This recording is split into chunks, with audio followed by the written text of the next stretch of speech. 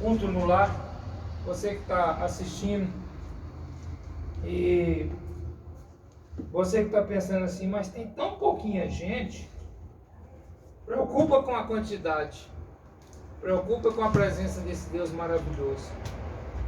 Hoje Deus tem dado motivo, alegria, para nós cultuarmos o nome dEle, e é no nome dEle que nós estamos aqui hoje. Amém, Jesus. Então eu não estou preocupado. Muitos irmãos estão viajando, muitos não estão aqui conosco. Eu não estou preocupado com quantidade. Eu não fiz esse culto do lar preocupado com quantidade. Eu fiz esse culto no lar, um clamor a Deus, para aqueles que têm necessidade, para aqueles que querem verdadeiramente cultuar a Deus. Então esse culto no lar não é uma igreja para encher, é um local de adoração a Deus e súplica as nossas necessidades. Então vamos olhar para o Espírito Santo que está conosco. E você que está aí pela live assistindo, quero convidar você também. Não olhe para a quantidade de pessoas que está à sua volta, porque muitas vezes você está cheio de pessoas à sua volta, mas no momento você está vazio, você está oprimido, deprimido. Então a quantidade de pessoas à sua volta não é aquilo que é necessário. Necessário é ter a presença do Espírito Santo, a presença de Jesus e a presença do Deus de Abraão. Quero convidar você que está assistindo, você que está aqui conosco.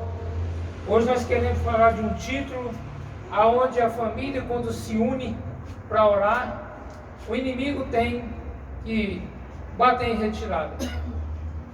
Às vezes nós estamos passando por grandes lutas de enfermidade, grandes lutas de dificuldade financeira, e muitas das vezes o problema maior não é o físico da gente, porque há uma doença também, os principados e potestades, no reino espiritual. E aí você fica indo de médico em médico, o médico faz exame, está tudo normal, o médico olha para você e fala assim, está tudo tranquilo, o que é que você tem?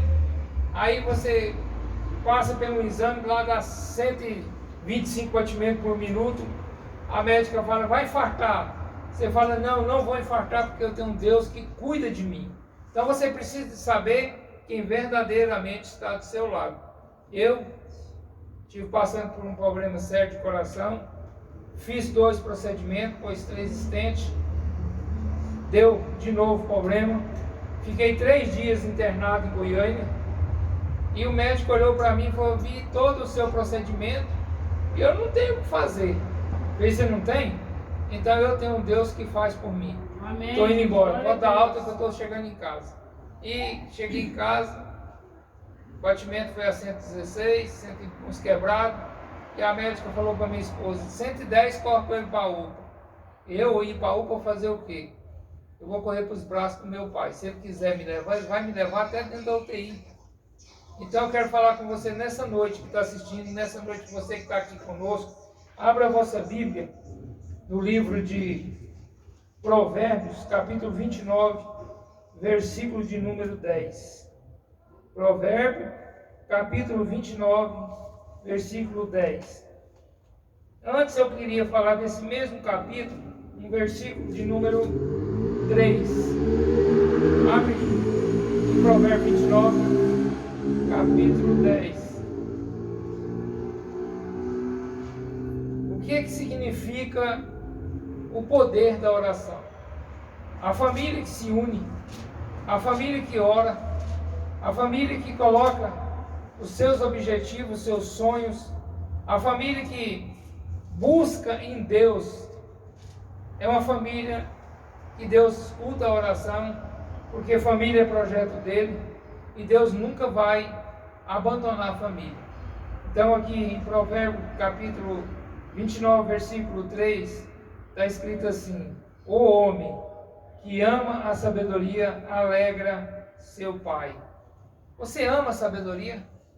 A sabedoria tem que ser do Senhor. O homem que ama a sabedoria, ele honra os seus pais.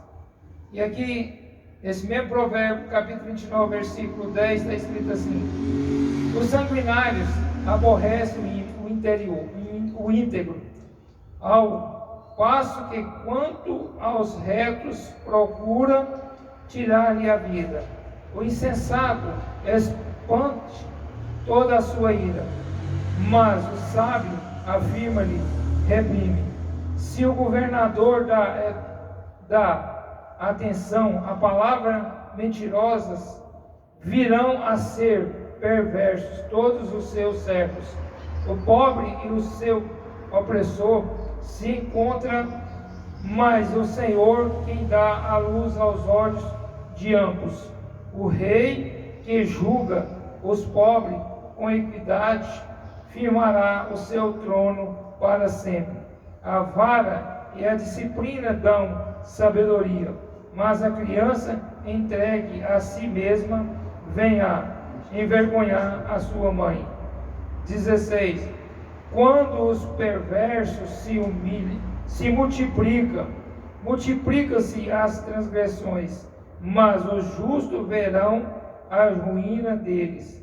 O 17 é o que eu quero deixar para a igreja, deixar para os irmãos que estão ouvindo. Corrige o teu filho e te dará descanso, dará delícias à tua alma. Não havendo profecia, o povo se corrompe, mas o que guarda a lei, esse é feliz. Aqui está muito fácil, muito claro. Aqui a Bíblia não fala de espancamento. Aqui a Bíblia fala de correção. E muitas vezes, quando a gente quer um objetivo, quer se apropriar de alguma coisa, a gente perde o foco da visão. A gente quer aquilo, quer aquilo, quer aquilo. Nós podemos tirar por base o homem quando vê uma mulher. Ambos solteiros, ambos novos. Ele olha para uma mulher, ele não olha para o coração daquela mulher. Ele olha o físico, a aparência física dela. Ele não olha o que aquela pessoa tem. Ele não busca em Deus o porquê. Olhou, bateu, e muitos falam assim, é amor à primeira vista. E esse amor à primeira vista não é amor, é paixão. Existe uma diferença entre amor e paixão. O que é paixão?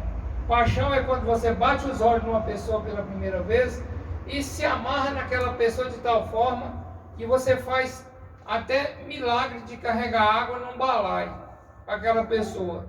Mas não busca a direção de Deus para ver se é aquilo que Deus tem ou que é aquilo que Deus quer para você. Jovens, casamento é projeto de Deus. Projeto de Deus não vai falir, não vai acabar. Mas um problema maior que nós estamos tendo, inclusive nós pastores, nós não estamos falando para as pessoas o que é um termo aliança, um termo viver para as pessoas. Às vezes a gente vê tanto jovem falando, eu vou casar para a mulher me fazer feliz, ou a mulher casa para o homem fazer feliz, e está tudo errado. Você não tem que casar para ela fazer você feliz. Você tem que casar para a pessoa ser feliz através de você. E muitos de nós casamos para sair de casa, muitos de nós casamos por interesse sexual, muitos de nós casamos imaginando que não vai ter atropeço, muitos de nós vamos casar e nós pastores não explicam o que é verdadeiramente uma aliança. As pessoas estão casando de qualquer maneira, estão se unindo de qualquer maneira, e é um compromisso sério, porque não vai ser duas pessoas, vai passar a ser uma só carne, e dessa uma só carne vai ter filhos enviados de Deus, para que você seja o cabeça de direcionar seus filhos. E quer ver quando o inimigo entra na sua vida sentimental? Você casa sem consultar a Deus, ou mesmo consultando a Deus. Você casa, ali adquire uma aliança, ali você fala assim, eu a partir de hoje vou ter uma esposa, vou ter uma responsabilidade.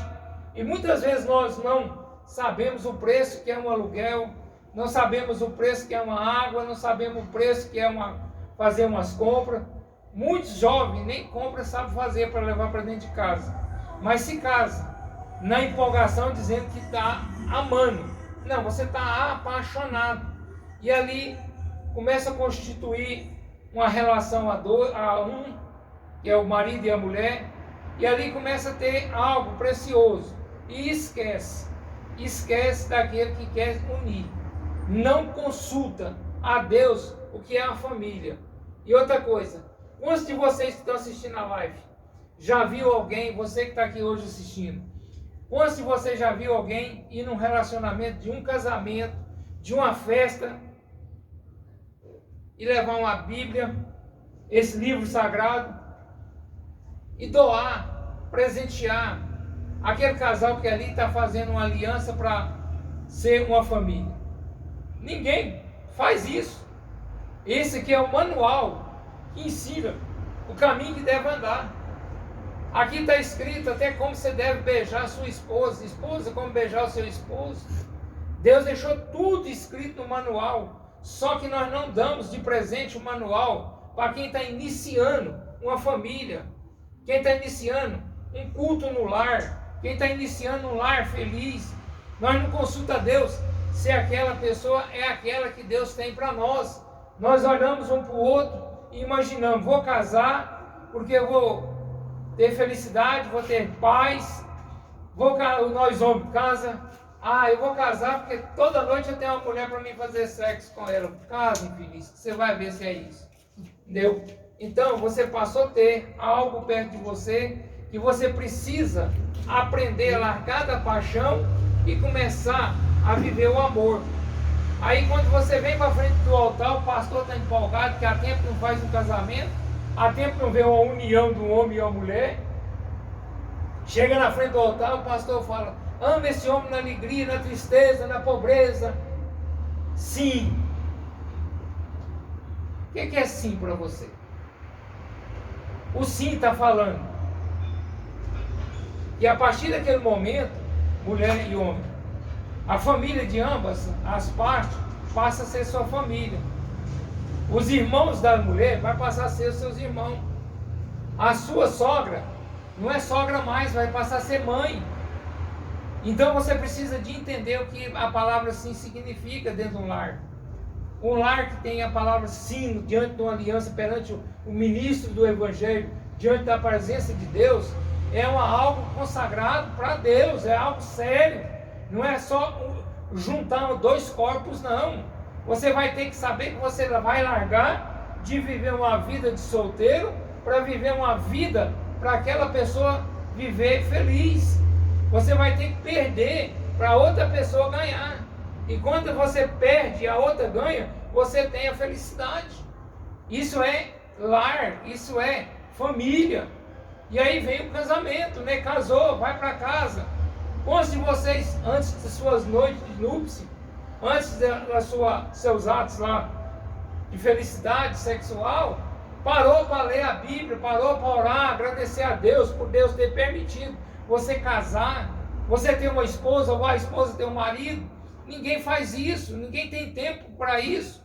Ninguém lê a palavra do Senhor para convidar o Senhor, porque até naqueles momentos de intimidade, dentro do seu quarto, não precisa você pensar que Deus não está vendo, não, que Ele está vendo. Deus fez o sexo com santidade para ser feito um com o outro, com amor, e não com raiva, com ira, querendo se prejudicar um ou outro. E aí você tem uma gestação, ali vai ser gerado um filho, aquele filho vai ficar ali 9 meses no ventre da sua esposa, dando dificuldade para ela andar, dificuldade para ela alimentar, dificuldade às vezes inchando, e aquela mãe está ali junto com você, porque ali vai nascer o fruto do amor de vocês. A paixão acabou, e dali para frente, irmãos, a mulher vai perder muita coisa, porque ela amou você, ela permitiu você gerar um filho. O filho vai acabar com o seio dela vai cair lá embaixo, a traseira vai rebaixar, ela vai largar de se alimentar, mas não pode largar de alimentar o filho. A mulher, ela é algo que trabalha 28 horas por dia quando ela tem um filho. Ela já não vive mais para ela. Ela vive para a família, ela vive para o marido, ela vive para o filho que nasceu. Aquele filho acorda de madrugada chorando. Muitos maridos não querem levantar para ir lá pegar a criança, trazer, dar um banho, limpar, trocar, botar ele quentinho para ele amamentar. E um dos erros nossos é colocar o recém-nascido para dormir no meio de nós. Às vezes a gente olha e fala assim, olha, que presente que Deus me deu, que fofura que é, e verdadeiramente é. Aí você coloca para dormir no meio do marido e da mulher, aquela criança não sai mais. Quando você vê que ele está ali grandinho, você fala para ele, vai para sua cama, ele chora, parece que está vendo demônio lá no quarto dele. Porque o demônio está usando para que ele dispersa o casal de não ter intimidade um com o outro. E aí vai acontecer o quê? Vai acontecer que você vai perder o tempo, você não vai ter intimidade sexual com sua esposa, porque o filho está no meio. Filho é bênção? É de Deus? É, mas é para você ensinar o caminho que ele deve andar. Porque no momento de pequeno, até adolescente, até jovem, você ainda consegue manusear ele. Mas quando ele fica rapaz, ele começa a trazer problema, porque ele quer descobrir as festas. Ele tem amigo que quer tirar ele da presença de Deus, andar com ele para um lugar onde Deus não quer que ele vá.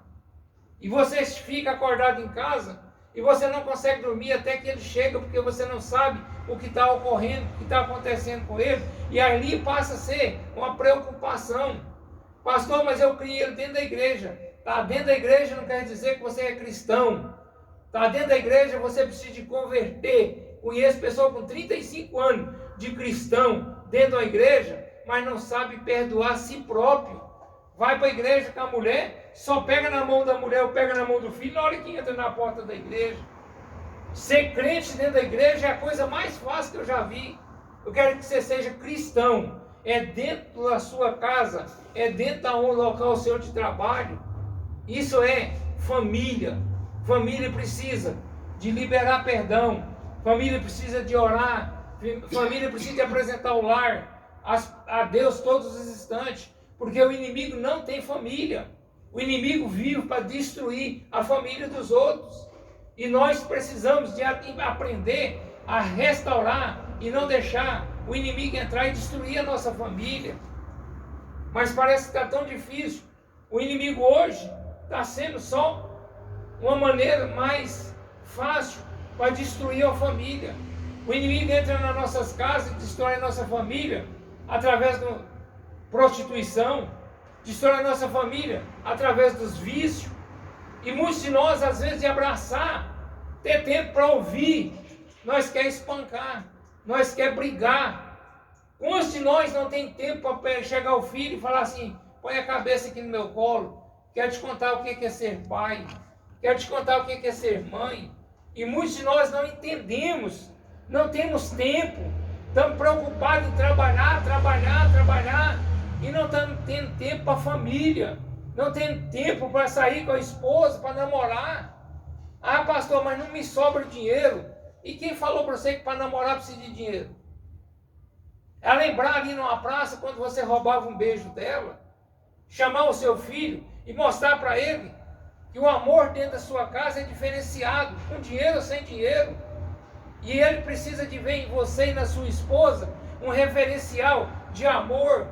Porque quando as pessoas vivem aí 50 anos de casado, vencendo gigantes, derrubando gigantes, passando luta, às vezes até pensando em chutar o pau da barraca, mas está ali junto, aguentando um com o outro, como Jó mais a esposa. E aí o que ocorre? Ocorre que os filhos olham um para o outro e falam assim, quando eu ficar jovem e tiver o tempo de casar, eu quero casar com uma mulher que nem minha mãe. Quantos filhos olham para os pais e falam, eu casar? Jamais! Para viver a vida que meu pai e minha mãe vivem, eu quero viver solteiro.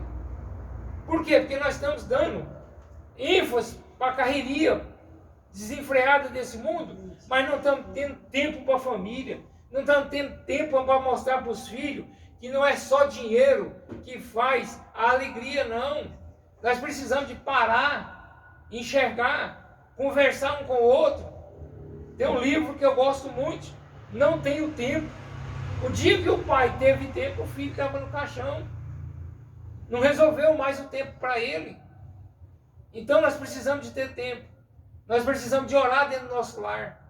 Nós precisamos ministrar uma ceia do Senhor à nossa família. Nós não viemos para ser cabeça, não. Só por ser cabeça, não. Nós temos que parar de ser cabeçudo. Olha para sua esposa. Pede ela para te ensinar. Você amar ela. Você está apaixonado. Paixão passa. Porque a mulher olha no homem, vê o homem careca, barrigudo e impotente. Ela nunca imaginava que isso ia acontecer. Casou com um garanhão. Casou com um homem fervoroso. Mas isso aí, ó, no passar dos anos, é o que vai passar para a gente. Vai ficar careca, barrigudo e impotente.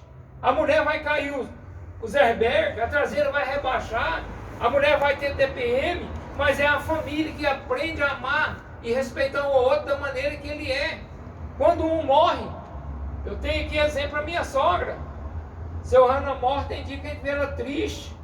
A lembra do seu Hannah 24 horas, não tinha só beijinho para cá, beijinho para lá e sexo, não. Eles passaram luta para criar os 3 filhos, eles passaram dificuldade, mas estavam juntos até que Deus recolheu um deles. Então hoje para a dona Marli que ficou, ela lembra num quibe cru que ela faz para ele, não é, dona Marli? Ela lembra do jeito que ele gostava de vestir a roupa, do jeito que ele gostava de deitar. Isso é amor, isso não é paixão. Isso é família. Quantos anos foi, dona Marli? 57. 57 anos de matrimônio, casamento. Não foi só festa, não. Teve dia que eles olharam um no outro e falaram, nós não vai conseguir. Mas quando se uniu, venceu.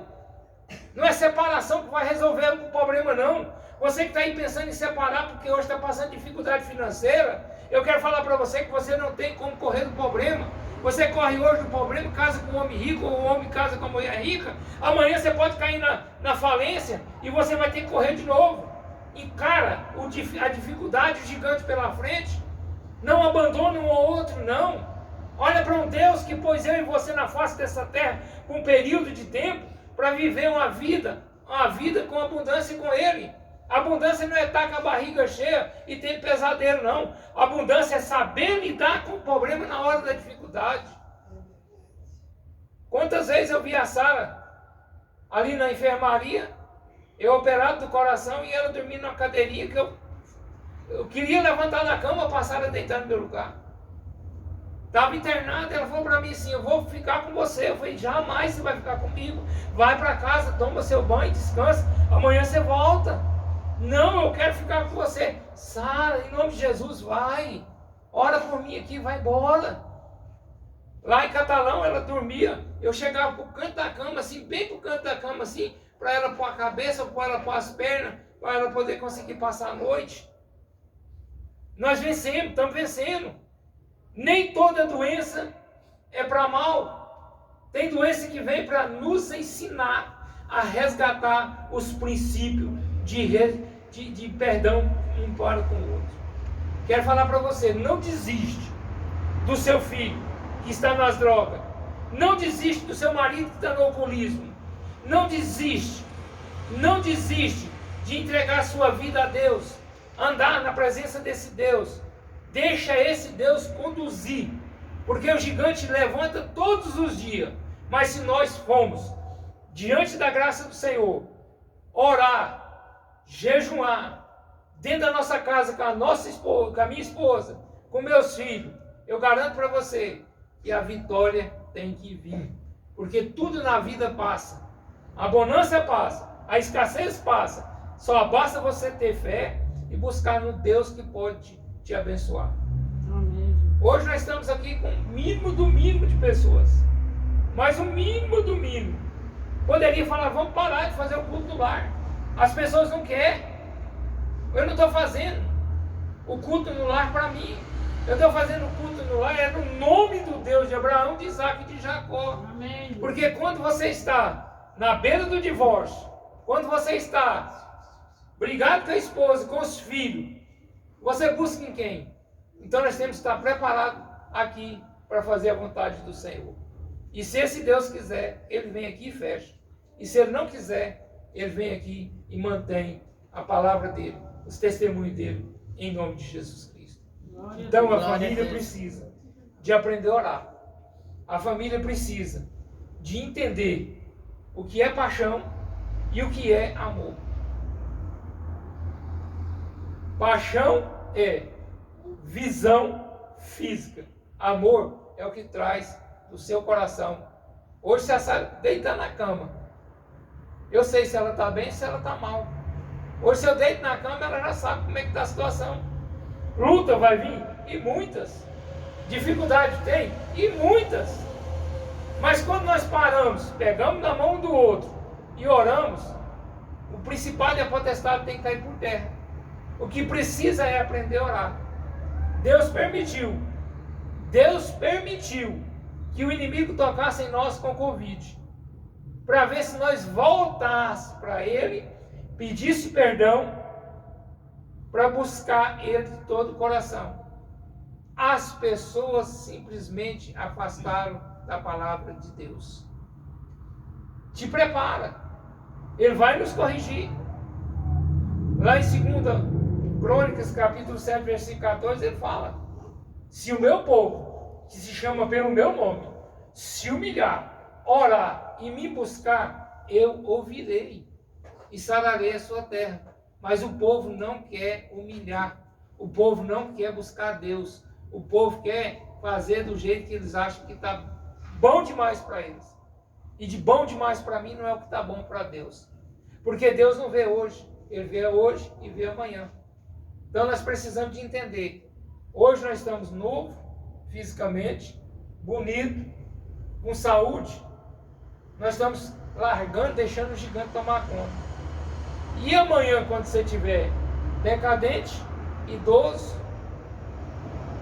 e que precisar de alguém para conversar com você, ou talvez para até limpar você no hospital, quem é que você tem do seu lado? O seu filho, por mais amoroso, por mais abençoado, ele vai lá, ele vai te ajudar, mas ele vai cansar rápido. Ele vai ter a família dele para ele cuidar, ele vai ter que ter os filhos dele para ele sustentar. Vai sobrar para quem se você não tem compreensão e diálogo com a sua esposa ou vice-versa? Quem é que vai estar do seu lado? Quem é que vai estar do seu lado? Quem é a sua família hoje? É sua mãe e seu pai? Ou é sua esposa? Porque a palavra de Deus diz: deixai pai e mãe e se une à sua esposa, vice-versa. Não quer dizer que deixou o pai e a mãe de ser seu parente, mas família sua é a sua esposa. E muitos estão deixando os pais direcionar a vida deles. Você pode perguntar um conselho, pedir um conselho, mas você tem que buscar conselho no Deus de Abraão, de Isaac e de Jacó. Porque não adianta eu chegar num casal da mesma idade que eu estou e pedir um conselho para ele, que ele não vai me aconselhar de acordo com o que precisa a Bíblia me aconselhar. Mas se eu sentar com a minha esposa, orar e buscar dentro da palavra um conselho de Deus, eu garanto para você que eu vou ser restaurado. Eu vou ser diferenciado. Os pais passou por um problema de um jeito e você pode estar passando por um problema totalmente diferenciado. Então você precisa de colocar em primeiro lugar da sua vida, Deus. Segundo lugar da sua vida, a sua família. Terceiro lugar da sua vida é a igreja. Primeiro Deus, segundo a família e depois a igreja. E tem muita gente que estão largando de cuidar dos filhos, largando de cuidar da esposa ou a esposa do marido, para ir cuidar das pessoas lá fora. Mas eu estou fazendo a obra do Senhor, que adianta você ganhar o mundo todo, evangelizar o mundo todo e perder a sua família. Nós precisamos primeiro começarmos de casa. Eu estou falando isso para vocês porque eu errei na minha vida. Hoje eu tenho 2 filhos e os 2 filhos espíritas. Eu levei e ensinei. E hoje eu oro, busco em Deus para que Ele me dê a graça de ver meus filhos conhecer o Deus a quem eu conheço. Servir um Deus não pelo que Ele me dá, mas pelo que Ele é. Saber que no momento que você necessita de deitar no colo desse Deus e pedir para Ele lutar por você, você vai ter certeza que você vai ser vencedor. Então você precisa de verdadeiramente converter a Deus. E converter a Deus requer minha, sua renúncia, e renúncia que sangra, renúncia que dói. Um dia eu mais a Sara estava pregando para casais, e eu falei, olha, devido à minha imaturidade, a minha situação do qual eu vivi, como eu vivi, eu fui embora 9 vezes. Aí alguém perguntou para a Sara, Sara, e você? Já teve vontade de largar do Luiz? Ela falou, jamais eu tive vontade de largar do Luiz. Mas matar ele eu já passei um bocado de vez na minha cabeça. Porque se ela me matasse, viúva pode casar. Acabou o laço, o compromisso. Mas ela, graças a Deus, nunca me matou. Por quê? Porque a minha ignorância fazia eu ter medo. Porque a minha esposa é uma policial. Ela anda com a arma. E eu ando com o quê? Qual é a arma do pastor? A arma dela no físico mata. A minha arma não veio para matar. A minha arma veio para dar vida e vida com abundância. Então você precisa ser inteligente. Saber ouvir. Está no conflito? Está na base do tapa? Para. Sai. Depois, quando o vento passar, volta. Às vezes a Sara está nervosa, quer discutir comigo. Eu não sou obrigado a discutir com você. Não vou discutir, né, dona Marmi? Mas antes, quando ela olhava em mim, eu trocava a palavra e trocava a palavra feia com ela. Então eu não sou obrigado a discutir com você. Não vou discutir. Ah, mas você não é homem, você é frouxo? Glória a Deus. Eu não vou parar no cemitério e também não vou parar no presídio. Porque todo frouxo, ele tem vitória. E todo super-herói, ele para no cemitério ou no presídio. Eu não quero isso para mim, não quero isso passar. Eu quero mostrar para meus netos aquilo que eu fracassei para os meus filhos. Porque hoje eu conheço um Deus que me chama ao arrependimento. Hoje eu conheço um Deus que fala de família. Família para Deus, irmão, não é família que não tem problema, não. É família que vence o problema. Deus permite, como permitiu em Jó, levantar um gigante, acabar com os 10 filhos. Permitiu esse gigante levantar e acabar com a riqueza. Permitiu esse gigante trazer enfermidade. Mas a família dele era alicerçada só em ver falar o nome desse Deus.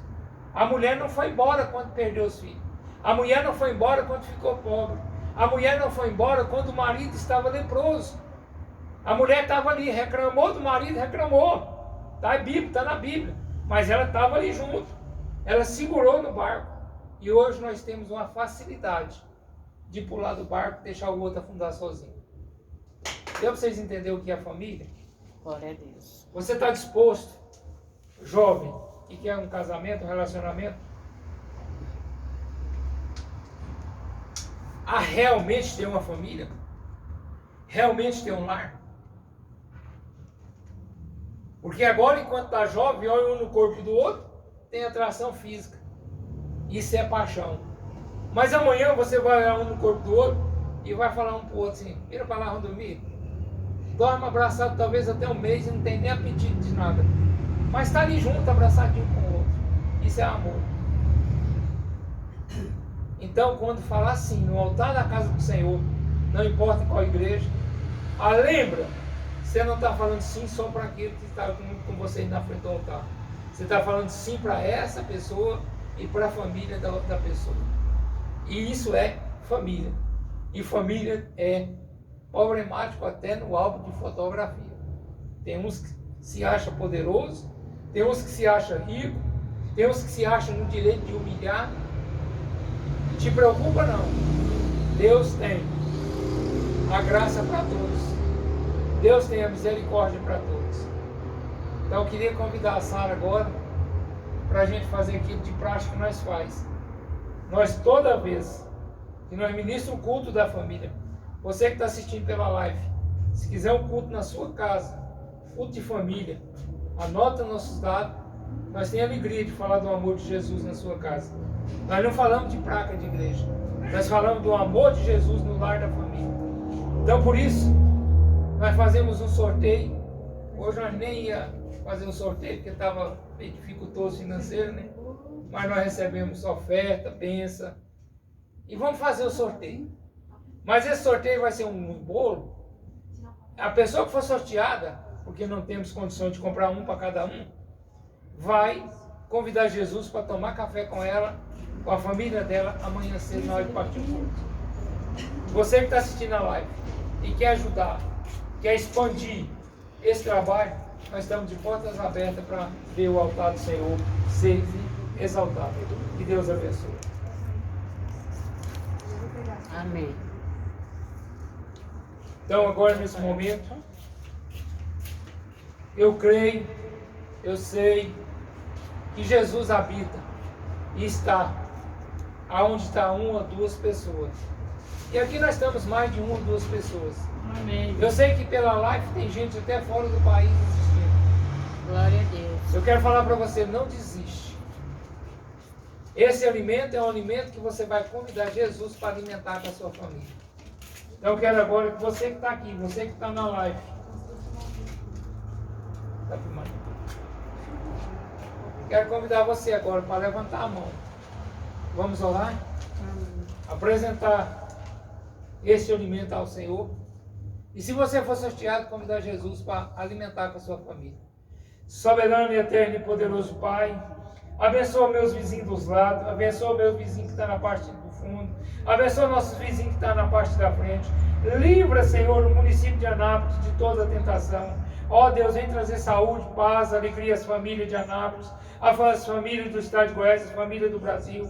Pai, em nome do Senhor Jesus, abençoa cada família que aqui se encontra. Coloca a tua graça, teu poder. Fala conosco assim se agradar o coração do Senhor. Se tiver alguma revelação que o Senhor possa fazer, que o Senhor possa trazer a graça de ver a família ser, Senhor, restaurada, restabelecida. Entra com as tuas mãos, provedora, na minha casa. Abençoa a minha vida, abençoa a vida da minha esposa, a vida de cada vida que aqui se encontra.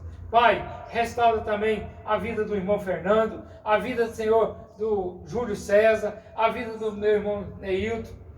E que a graça e o poder do Senhor também coloque as mãos sobre a irmã Liude e cada vida que aqui está assistindo. E nos abençoa para a honra e a glória do teu nome, em nome de Jesus. Amém.